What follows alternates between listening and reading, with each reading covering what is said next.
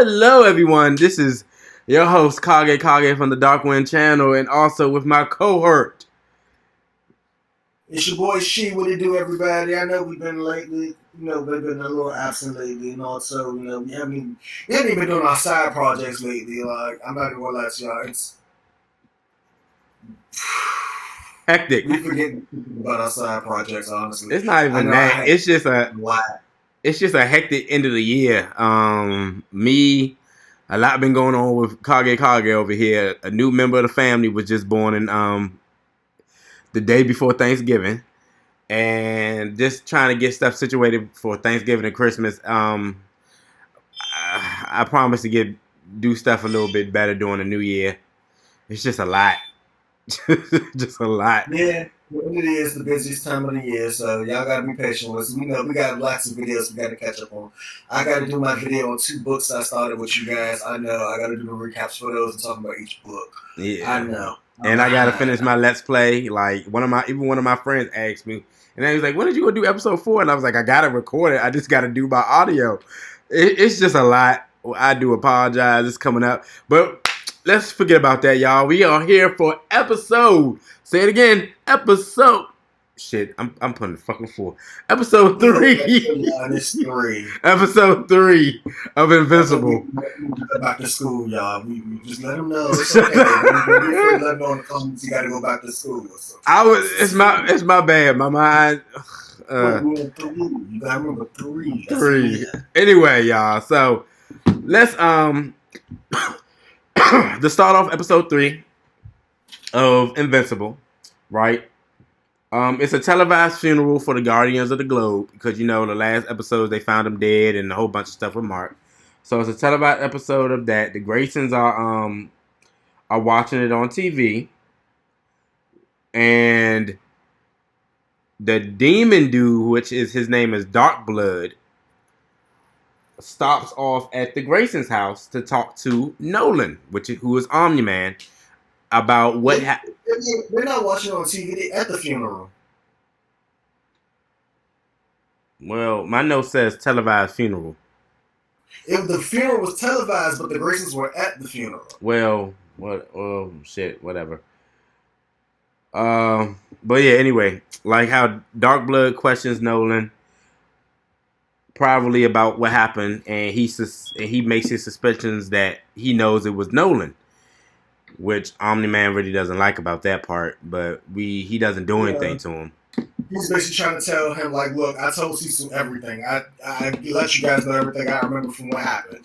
So what's done is done. It's done and over with. Yeah, but Darkblood, he not letting that go. He not stupid. Yeah, I found out some information about him that I can't really pour close yet, but he's that G in season 1, and his backstory is just whoo.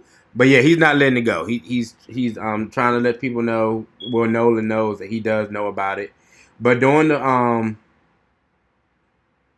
the funeral, Cecil goes to Robot and asks him, can he make a new Guardian of the Globe? And Robot's a little confused because he's like, all I've been doing is the team. And Cecil was like, well, the work that y'all been doing so far is real good, and we need a new Guardian of the Globe. So Robot takes that initiative to make a new team. Wow. Now, while that's going on, let's say their version of the Flash, his wife has a depressing moment because he's dead, and she falls over the grave, and so that's when Mark's mom, I always forget her name because she's a side character, she's not important to me. Even though she's not, but Debbie, that's right. Yeah, Debbie is her name. Debbie. So she basically comforts the speedster's wife and everything while she's breaking down over his grave. Now, of course, Mark and Eve, during that time, Mark and Eve are having a conversation, and Mark is like, he can't believe the Guardians are being buried there because they're in a public cemetery. And Eve was like, no, they're not buried here. Their body and all their belongings are buried somewhere else because if we had their bodies buried here, people are going to want souvenirs, basically. Grave robbers, ew, stay with my stuff. So then, after that, Eve decides that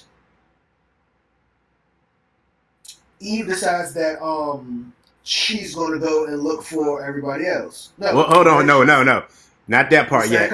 Yeah, Robot is assembling his team where he does his tryouts, where he picks Monster Girl, Black Samson. You still a little far ahead. No, No, because this time the Nolans everybody's left the funeral. Oh, so yeah. Nolans are heading back home. Yeah. So Omni-Man and Debbie are talking about what they're going to get for dinner or whatever like that. And of course, Omni-Man is basically Superman in his world. So a quick zip over to Italy or somewhere he can get some pizza or some crap. I want some fresh Italian Italy pizza. Right. Anyway, but Mark decides he's going to go upstairs. He's going to call Amber, and so him and Amber decided to set up a study date. Mm-hmm. And of course, during that whole conversation, Amber, she acts like she doesn't remember Mark, but she's just joking around and everything else like that. Talking about she knew Mark was busy and stuff, so she was letting him, call her. So Mark is acting like a big dweeb, talking on the phone to her. He's all giddy with, because young hormone boys. Middle high school. He's talking to a beautiful girl, what else you think is on his mind? Try to get some cheeks. Anyway, so what happens during that time? Eve, this is after the funeral. Eve is heading towards the Ting's place. Now we've already mentioned this in the last episode, but we gotta rephrase. I gotta rephrase that. Well, actually, we mentioned it, but we didn't go into depth because Kage corrected me. Mm-hmm. So, she goes to the Ting's place, and that's when she's looking for everybody, and she hears the showers on. She's like, okay, well, let me go to the showers. So she sees Duplicate, and one of her twins are out the shower. She's like, oh, Eve, hey. And he's like, why are you acting weird? What's going on? And so she hears Rex moaning, and she goes inside the shower, and Rex is having sex with two of Duplicate's other cells. So he sees it. He's like, oh, crap. Babe, I'm sorry. And she's like, so you're sitting here cheating on me? And she was like, wait, cheating? Rex told me that you were dating Invincible. She was like, we're not even dating. He has a girl. We're not dating at all. And so that's when she's like pissed. And so Rex tried to give her this coin to, the coin he gave her on the very first date. You skipping ahead. And she just was like, no. She wasn't having it. She was like, and Duplicate, she left, crying or whatever, and then so Rex tried to go back to having sex with Duplicate, and Duplicate just said, no. You basically just made me ruin my friendship with the friend. No. So, typical dog nigga. She goes to check on Mark. At this time, Amber is already at Mark's house, or Mark's at Amber's house. I can't remember which. Either way, they meet up, and while she's looking for Mark, she finds him, and he's actually making out with Amber at this time. So she's like, oh, happy for Mark, because Mark has a girlfriend now. So Amber goes off, and she's about to fly back home. And then from there, before she gets home, she gets a call from Robot because he's putting together a team. The new Guardians of the Globe, as Kage said, because he's called Robot to set up the Guardians. Since they did so good on the Flex, what is the Felix? Flex? Whatever that invasion that was in episode 2. That's the only reason why he wants them to assemble him a team. Yeah. And so she is one of many heroes. Invincible gets called too. He goes there too, Cecil. So he goes there, and Eve, Invincible, Duplicate, Rex, and a few other people up there that you'll Monster Girl, Black Samson, and Shrinking Rue or Ray or whoever the heck it is. They make the team, but Eve quits. So because she doesn't want to work with Duplicate and Rex, because Duplicate and Rex got picked for the team. Yeah. Now you're probably wondering, okay, if all the Guardians is dead, who's going to train the new Guardians? Well, that's going to be Robot, because technically Robot is not a robot. But we'll get later on. We get a little later on that. Yeah. And then the funniest part of that whole entire episode, Rex. No, I was talking about the Rex versus Monster Girl, and he got his ASS kick. Oh yeah, when he got talking his trash. About little girl. Yeah, talking trash, talking about why is this little girl on the team, and Monster Girl can kick some serious. She's like, she reminds me of that X-Men character that they just brought on, who's a little girl, but she can make her mutant power is that she can make a monster out of herself, and that's what Monster Girl can technically do. But it's actually her. It's not no ass projection of herself or anything, and she beats the living crap out of Rex. Like, it's funny. It's just hilarious. Yeah. But Invincible doesn't join the team either, so. Yeah, but anyway, so they get into a fight because he said little girl, she got pissed. He tried to swing on her. She ends up actually catching his fist using one from her arm, her whole arm into her monster form, and she then punches him with the same arm and he flies out. So then she says something about his little dick, and then they start having a whole fight. Invincible comes in and breaks it up because she started to go too far, and so she slaps Invincible out the way. Invincible got pissed and basically slapped her hard enough to turn her back into a girl. So he was like, "Oh my bad, I'm sorry." She was like, "No, it's okay. I got to apologize to Rex." So then that's when Robot mentions off part of the team, and Rex is upset because they have a guy who used to be on the previous Guardians of the Globe's team, and what was his name again? I think it was Black Samson. He was the sidekick of the fake Batman wannabe dude. Yeah, and he had powers, but something happened and he lost his powers. But because he was on the team, they basically gave him something that mimicked his ability, and some technology that mimicked his abilities, and basically made him part of the team because he knew how to fight crime and stuff like that, and he was going to train them.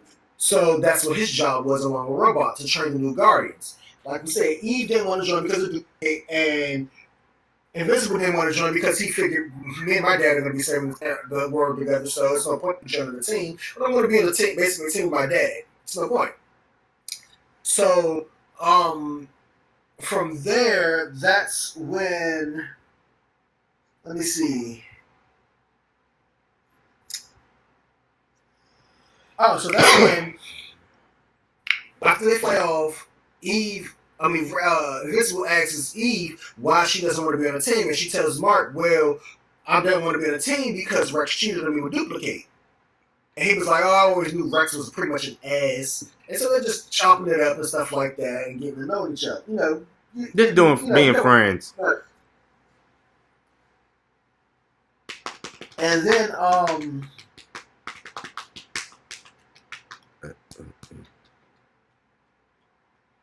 you want to pick it up from here? Oh yeah. So, like Grim said, and them two are talking. Amber comes over Invincible's house again, have like another little study date, and then not him, but yeah, it comes to find out that Cecil had called Eve and told Eve to ask Invincible for some help because it's a situation going on around Rushmore with a person named Dr.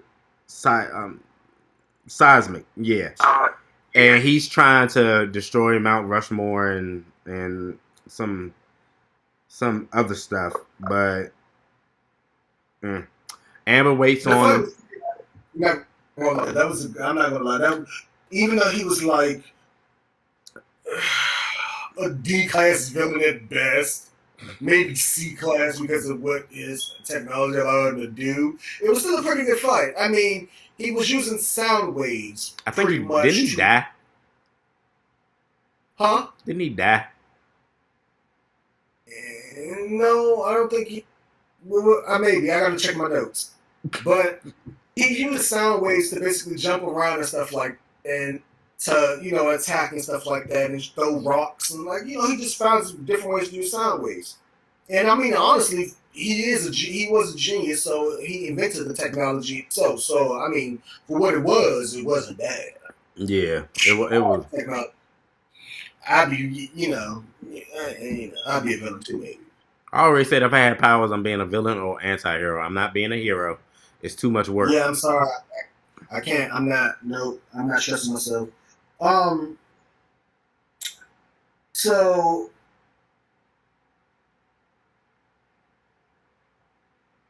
no, so he doesn't die or whatever like that. So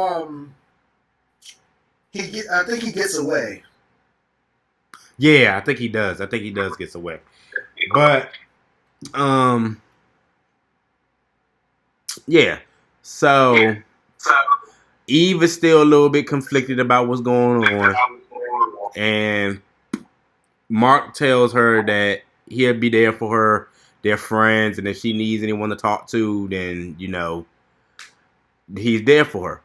So Mark goes back home, and Amber was like, "Where you go? It don't take that long to go to the bathroom." And Mark doesn't really say anything about. He was like, "Oh well, I apologize. After I helped after I went to the bathroom, I had to help my mom with something." Da da da da. And yeah, so We want to say, I'm gonna just let you guys know this now. Like, this is where my beef with Amber starts, because this is when she realizes that Mark is a hero. And we're going to get further into that later. This is when she realizes, because he on for too long. She even said it does not take an hour to go to the bathroom and help your mom with anything. 15, 20 minutes tops, but not an hour.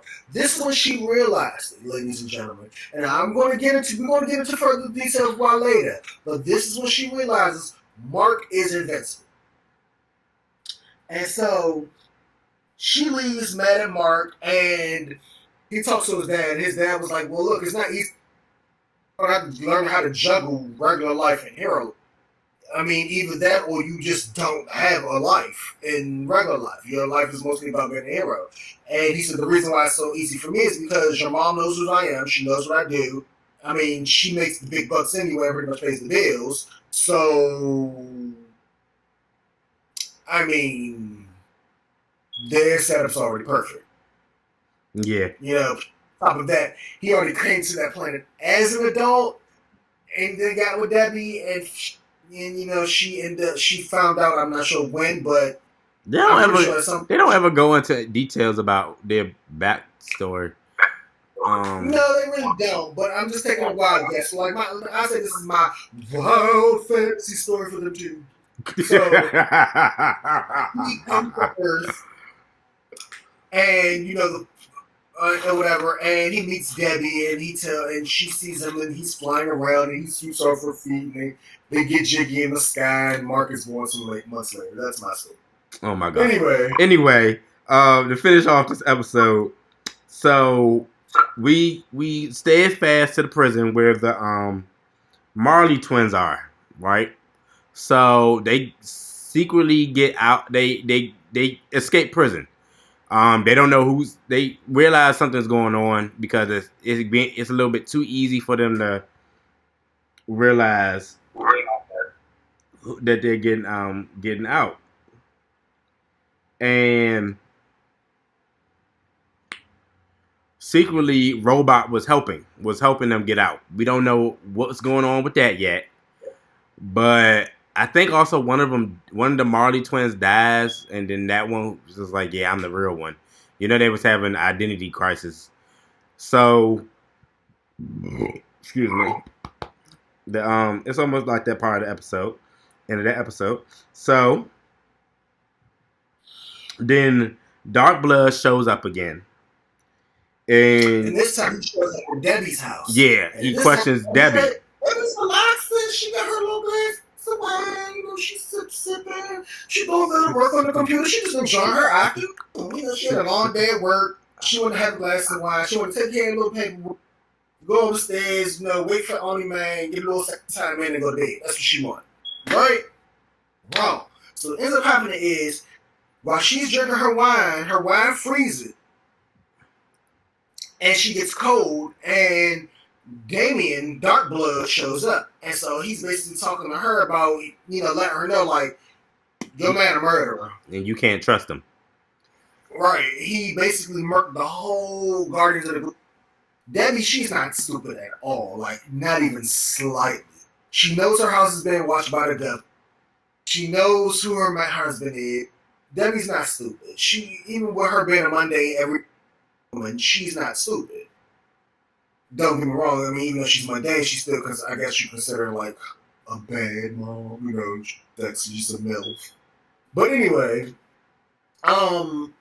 she sits here and she's like trying to deny it in her head, but a part of her definitely believes that what Dark Blood is saying is true. She knows it. She's like, it doesn't make any sense.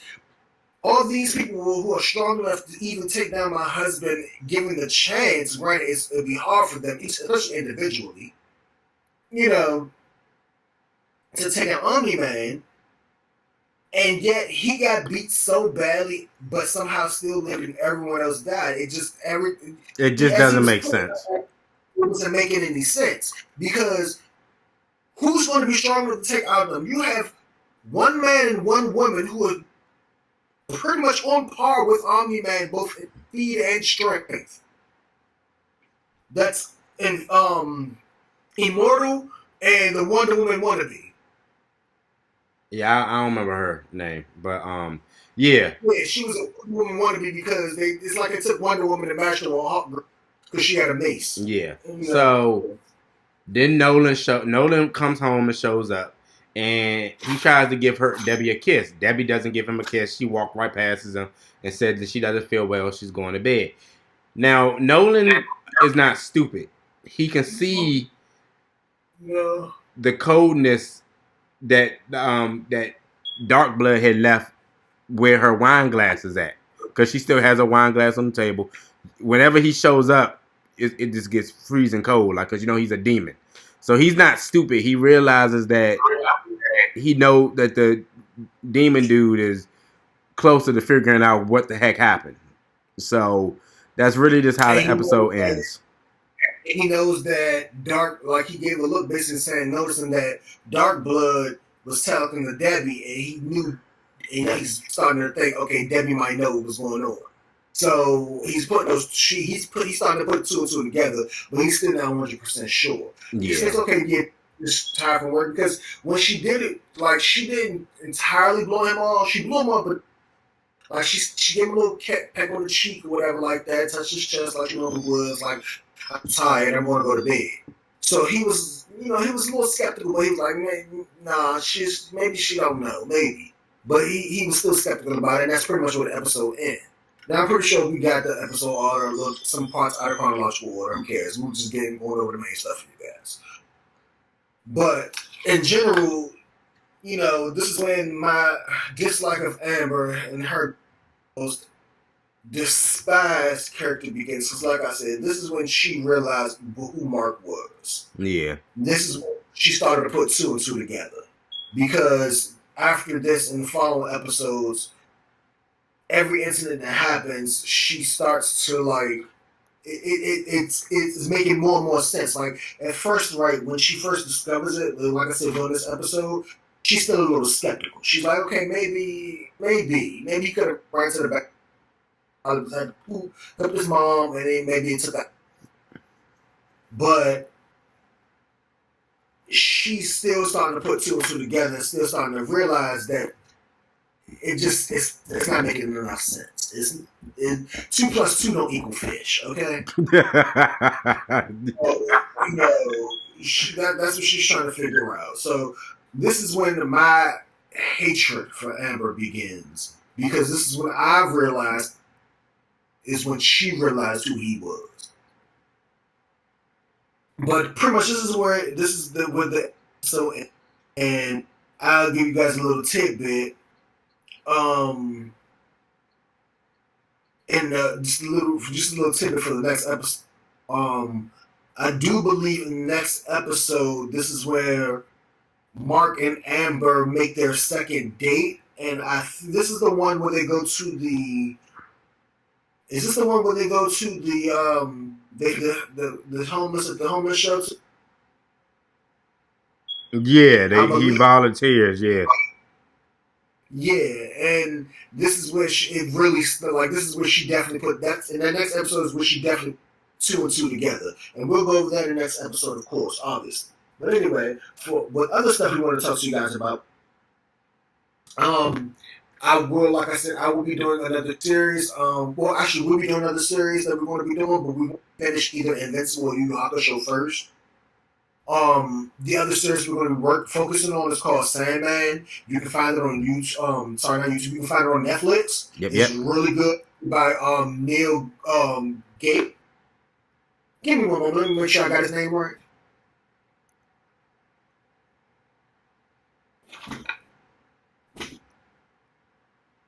While he's doing that, Neil Gaiman. Neil Gaiman. Okay. Yeah. So it's made by Neil Gaiman but I can't remember the other gentleman's name at the moment. Next time we bring it up. But we're going to be talking about them. It's focusing on the Sandman or Morpheus or those are some of the names he goes by. And as a quick recap of what that's about, it's pretty much about the guy who's living the dream world and the actual creation of both nightmares and dreams. He represents both, and he's way less powerful than God and Lucifer, but in terms of power scaling, he's still pretty up there. Let's put it this way. If you were to rank if you would say there's 4 echelons, right? We're putting God as you got Lucifer, and then you got Morpheus and his family. They're pretty much number 4, pretty much. So they're still pretty high up on the list. They're not considered gods, but they're more powerful than gods. Now, because if you put it this way, Hercules, Zeus, Poseidon, Hera, and Set, Kali, in that universe, the DC universe, they're pretty like gods, and these are like low tier. Like they're not even on the same level as Lucifer and Michael. Like they're so low on the list, it's ridiculous. But compared to, and then you have the Sandman and his family. They're called, and well, mostly his siblings. Him and his siblings are called the parents or not. And they're these omnipotent beings, each representing two halves of the same coin of different aspects of our reality, and it gets so wild and it's so good. And we'll be getting we already got some of the information on each extensive video. I'm doing extensive backgrounds on each one of those, and we'll probably want to start it that way by doing an extensive background of talking about each character first, so you know who to expect and stuff like that. And if you watch the show, even if you read the Grand Red, we're still going to go over the 4 endless you're going to be introduced to at the beginning. Because 4 Morpheus, yeah, 4. So, and then we'll be going into the rest of them later. But that's one of the videos we'll be doing. Season 1 of Invincible, or if we finish Yu Yu Hakusho first, show what. But that's one of the next big projects we'll be working on together. Anything you want to say, Kage?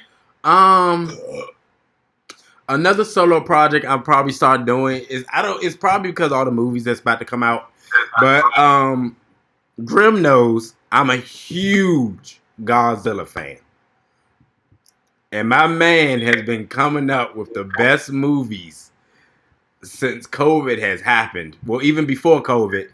But the new one that just came out, -1, I haven't seen it yet, but everyone has said this movie is great. It's wonderful. 9 out of 10 stars. And then I can't wait until the new Godzilla movie comes out. Everyone who knows me, especially close friends, knows I'm a huge Godzilla fan.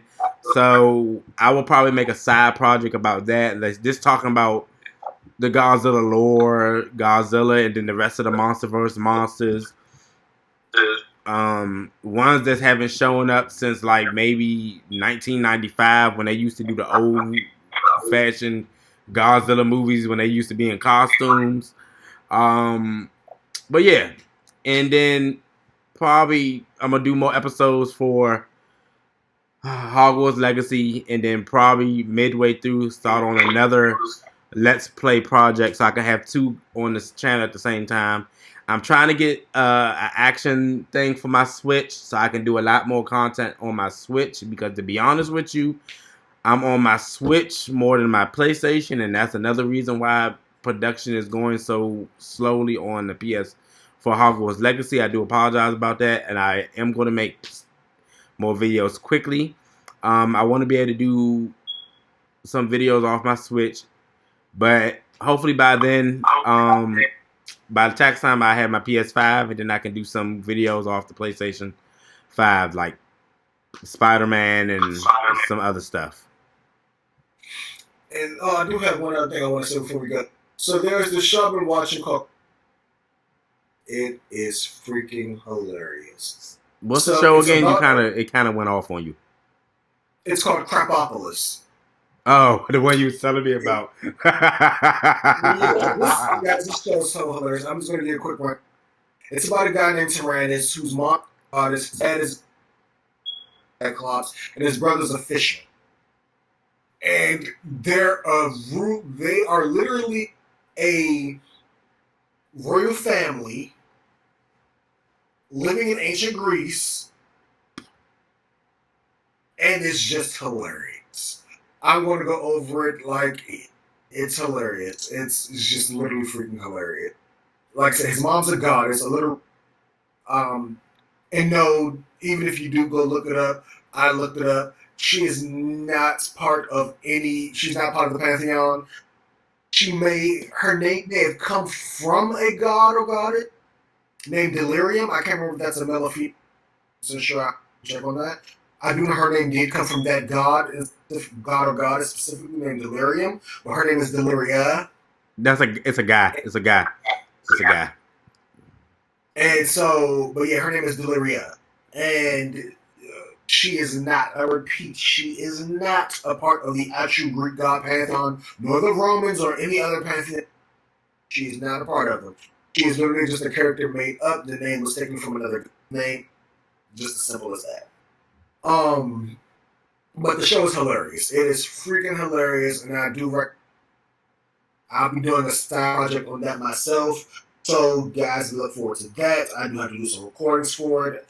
I might just start doing recordings and then start posting them once a week, and that's probably what I'll start doing. Same here. I think it'd be easier to just do that, like just do pre-recordings and then post them when I have the time. So we just want to go ahead and leave off that. Once again, please like, subscribe, and don't forget to hit the that you know incoming videos and everything like that. You can always say specialize it because that's what YouTube is a lot specializing. So just in case you want to specialize on what you want to watch on my channel, just in case you don't like something we talk about, but you like this, go ahead. You can go ahead and get specialized. That's fine. Please don't forget to comment and let us know that's about it. You guys have a great night. Deuces. See ya.